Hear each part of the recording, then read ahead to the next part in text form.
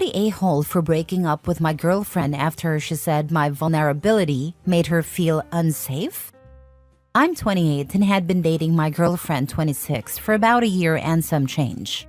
I really thought we were on the same page. We had a great connection and genuinely enjoyed each other's company. But over the past month, I started noticing something just a little off in the relationship. I don't know how else to describe it, just a weird vibe.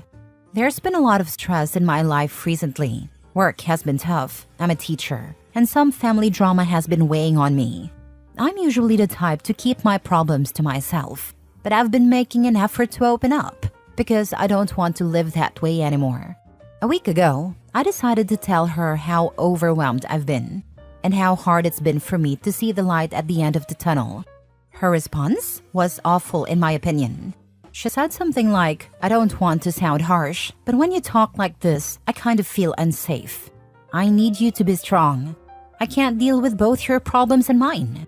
I tried to reassure her that just because I'm having a hard time doesn't mean I'm weak or incapable. I explained that being honest about my struggles was part of trusting her and that it took a lot for me to open up. She doubled down, saying, "Everyone has rough patches, but honestly, you just have to deal with it." I didn't argue with her at the moment because I was too stunned. But the more I thought about it, the worse it felt. I realized I don't want to be in a relationship where I have to bottle up my feelings just to fit into her idea of a strong man. That's not who I am, and it's not who I want to be. So last night, I ended things. She was really upset and accused me of throwing away a good relationship over a misunderstanding. She claimed I was punishing her for being honest. Now, some of my friends think I might have overreacted, but I really don't think I did. Now for the top comments. Nope, you didn't overreact. She wants. Who knows what she wants? But she clearly doesn't want a relationship with a true partner. Don't go back to her. Find someone who sees the strength in your vulnerability, a partner who listens, comforts, and encourages you, not someone who criticizes you and politely tells you to shut up. You deserve better. Let her go. Yes, that's exactly it. Imagine being in a relationship where you can't even share your feelings with your partner or spouse. I wonder if she applies the same logic to herself. Does she think she's not allowed to share her feelings either? Maybe it's an upbringing thing. And this is exactly why guys don't fully open up. Not the a-hole. Some of us care and we listen though. It's a give and take. Not all girlfriends are like that. I'm certainly not. Yeah, I tell women that if their boyfriend or husband is emotionally closed off, they should ask themselves if they're the kind of person who truly wants to hear it. Because maybe he's that way due to reaction like Opie's girlfriends, or because his vulnerability was used against him in previous relationships.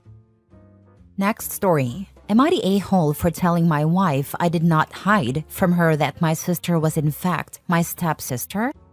My wife and I have been married for 3 years and together for 7. For context, my biological mom sadly passed away during childbirth, and a couple of years later, my dad married my stepmom, who had a 1-year-old daughter. My stepmom's husband had also tragically passed when her daughter was only a couple of months old. All that being said, for all intents and purposes, my stepmom is my mom, and my stepsister is my sister, as they've been in my life since I was very young. While I was happy that my dad and stepmom loved each other deeply and bonded over shared grief, it also led to them neglecting both me and my sister to some extent. Ever since kindergarten, my sister and I have had to rely on each other a lot, which has created a strong bond that continues to this day. My wife is friends with my sister and has always thought our sibling bond was sweet. However, last week, she found out that my sister is technically my stepsister, and she freaked out. She asked why I had hidden this from her for so long. I explained that I hadn't hidden anything, it just never occurred to me to bring it up because it wasn't relevant in my mind. My wife then said that a lot of things my stepsister and I do are normal if we're biological siblings, but they seem weird since we're step-siblings. She claimed my stepsister is too clingy to me, and that it's odd for step-siblings to have such a close relationship. I told my wife to get her head checked, which was admittedly harsh, but I thought what she was saying was absolutely ridiculous. Am I the a-hole? Does your wife often watch videos on the P-Hub? Because unless she's getting stuck in a washing machine often and calling you over for help, I'm not sure what could be so strange about your sibling relationship. It's honestly so annoying. Like, it doesn't just automatically make everything hotter. Quite the opposite. But I guess they have the data. Lol. Not the a-hole. While I do think it's a bit odd that this never came up even once in 7 years, it's nothing to get mad over. It sounds like your wife places way too much emphasis on blood relation. Saying your bond is only okay if you're biologically related is just bizarre. She's getting hung up on semantics here. I could understand mild confusion about why it never came up, but definitely not anger. It might be misplaced anger and shock at not knowing something so basic. The closeness of your sibling relationship isn't a problem. If anything, it's surprising she didn't know about your mom's passing earlier in the relationship. The wife's reaction seems more about her expectations of family dynamics than any real issue. It's a strong bond regardless of labels. It speaks volumes about your relationship, that your wife didn't know your biological mom died and your dad remarried. That's fundamental stuff. My wife and I know everything about each other's histories. There's literally nothing left to say. I find it odd that you two never discussed this before. But hey, that's probably why you're dealing with such a strange reaction now. Next story. Am I the a-hole for not dropping out of a house party despite it making my ex's new fiancé uncomfortable? My ex 27 male and I 26 female split 2 years ago. We met through my best friend who worked in the same theater as him at a time. The reason we broke up was that he felt the relationship wasn't working anymore. It was pretty amicable. I didn't put up a fight or anything. But I strongly believed there was no reason for us to stay friends. That always causes problems. However, I'm still friendly with his friends and exchange pleasantries if I run into his parents. We live in a pretty close-knit environment. Don't ask me how, but most of my friends and his either went to the same university, share a common hobby, or just happen to overlap socially. As a result, we see each other once or twice every couple of months. My ex has a fiancé now, and I'm happy for them. I've never met her, and until now, I don't think that mattered. We're all adults, or so I thought. One of his closest friends, Peter, recently bought a house. I'm friends with Peter's girlfriend, so we were both invited to the housewarming. I didn't think much of it, but yesterday my ex texted me out of the blue after a year of no contact. He was polite, but asked if I could skip the housewarming since he was bringing his fiancée and she would feel uncomfortable. His wording struck me as odd, so I called him. During the call, he explained that his fiancée feels uncomfortable being around me and thinks I sometimes intrude into their social gatherings to prove I'm better than her to his friends. Hearing this made me mad. I asked him how exactly I was doing that, since we aren't friends. And I stopped hanging out with the circle after our breakup to avoid making things awkward for him. I pointed out that any mutual friends I've maintained are people I grew close to independently, and their opinions of her have nothing to do with me. My ex explained that 2 of his friends don't like or respect his fiancée and think she's an airhead. This includes Peter. Even his parents share the same view. He suggested that my presence exacerbates this issue. I told him that's not my fault his friends or family hold those opinions, and that it sounds like he's being a spineless boyfriend. I firmly told him Peter and his girlfriend are my friends, and that I would be attending the housewarming. His relationship issues aren't my responsibility. After the call, I blocked him. Later, his fiancée sent me a long text apologizing, but also accusing me of being vindictive. She claimed it shouldn't matter to me whether I skipped the housewarming, and asked me to respect her and avoid causing drama. I didn't respond and blocked her as well. My friends are furious with my ex, but I haven't told Peter or his girlfriend about any of this yet. I'm starting to wonder if I could have handled the situation differently. Am I the a-hole? Now for the comments. You were not the a-hole here. You're allowed to go to a friend's party, and it's not your responsibility to manage their insecurities. If I were OP, my responses to X would be blunt and probably brutal along the lines of, if your fiancé is uncomfortable, it is her responsibility as an adult to remove herself from that situation. Considering first of all that she did not do that, and secondly, Thought it was okay to have you call your ex and demand she nags on an accepted invite? I am beginning to get why your friends do not like her. But I am an a-hole. OP should probably not listen to me. That's far more polite than I would have been. My response would be, not my problem your girlfriend is immature and childish. Her insecurities are your problem, not mine, and I don't care. See ya. Not the a-hole, but you should tell Peter and his girlfriend. Your ex and his fiancé are pricks. It is not your job to manage their emotions or insecurities. If she's uncomfortable, then she should stay home. I agree. Peter should be told before the ex has a chance to spin this and make OP the bad guy. Peter is one of those people who doesn't like her. Our circle is mainly filled with people who mix within a certain type of bookish thinking. Plus, Peter and another of my ex's friends think she is anti-intellectual. Most of my ex's friends are like that, theater people or really pretentious a-holes. Peter doesn't like her more because he thinks my ex was stupid to break up with me and couldn't handle it if I was doing better than him. Their friendship is already on thin ice, and I don't want to be the reason it breaks. You won't be the reason. The ex and girlfriend will be the reason. Next story. Am I the a-hole for refusing to let my girlfriend drive my car because she's totaled 2 cars before? I, 24 male, recently bought my first nice car, a 2019 Mazda 3. It's not a luxury car, but I worked my butt for it.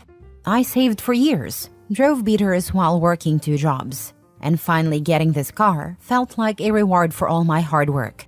I take care of it meticulously. I wash it every weekend, never let the gas tank get below half, and park far away from everyone else in the parking lots like a total dork.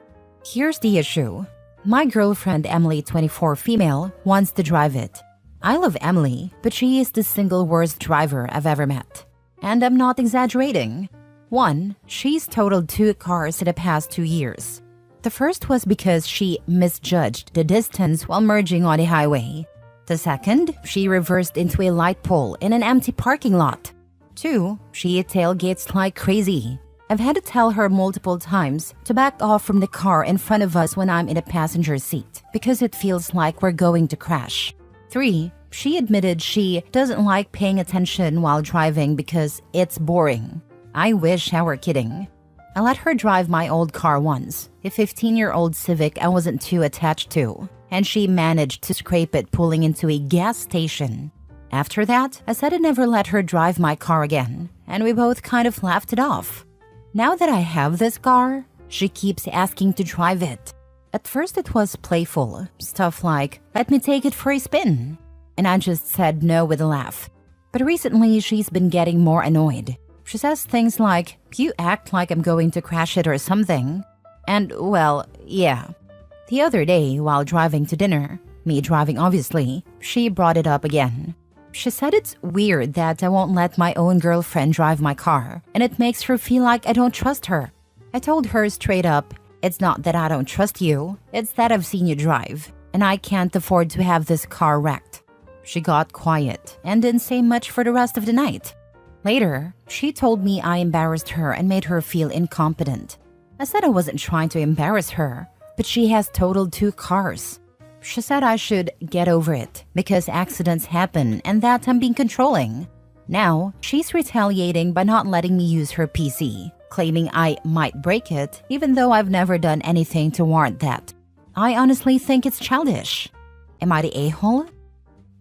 My sister has been in 7 car collisions. None her fault, not even when she destroyed our mom's garage. It jumped out at her. Some people really don't understand driving. Like your girlfriend, some people will contrive any reason not to be at fault. Consider whether she does this in other areas of her life. Is she ever at fault for anything that goes wrong? Is she capable of admitting responsibility in any context? And of course, not the a-hole. I would never entrust anyone I cared about to be driven by this person. I find it hard to believe that someone who says they find paying attention while driving boring isn't awful in other ways. But you do you, OP, I guess. The thought of someone driving a 2-ton missile and not paying attention because it's boring is terrifying. Not the a-hole. Not only is she a bad driver, but she refuses to take any responsibility. Both of her major accidents were entirely her fault, but you should get over it. You'd be crazy to let her drive. Given her retaliation with her PC, you also need to evaluate whether you'd be crazy to stick with her. Yeah, I'd question staying in a relationship with someone who doesn't like paying attention while driving and has crashed multiple times. She doesn't respect her own life and certainly doesn't respect anyone else's. She's a risk to herself and others, and that should be a major turnoff. Last story. Am I the a-hole for refusing to share my homemade meals with my roommate's boyfriend? I, 25 female, have a roommate, Sarah, 26 female, who recently started dating this guy, Tom, 28 male. I cook most of my meals from scratch because I enjoy it, and it's cheaper and healthier for me. Sarah's fine with it, and occasionally I'll share leftovers with her when I make extra. No problem. Lately, though, Tom has started coming over more often, almost daily, and has been helping himself to my food. He doesn't ask, doesn't contribute groceries, and never says thank you. At first, I didn't say anything because I didn't want to be rude. But last week, I came home to find he'd eaten an entire portion of food I'd prepped for my next day's lunch. I finally confronted Sarah about it and told her I didn't appreciate Tom eating my food. She brushed it off, saying he's just comfortable here and that it's not a big deal. I told her it is a big deal because I budget and plan my meals.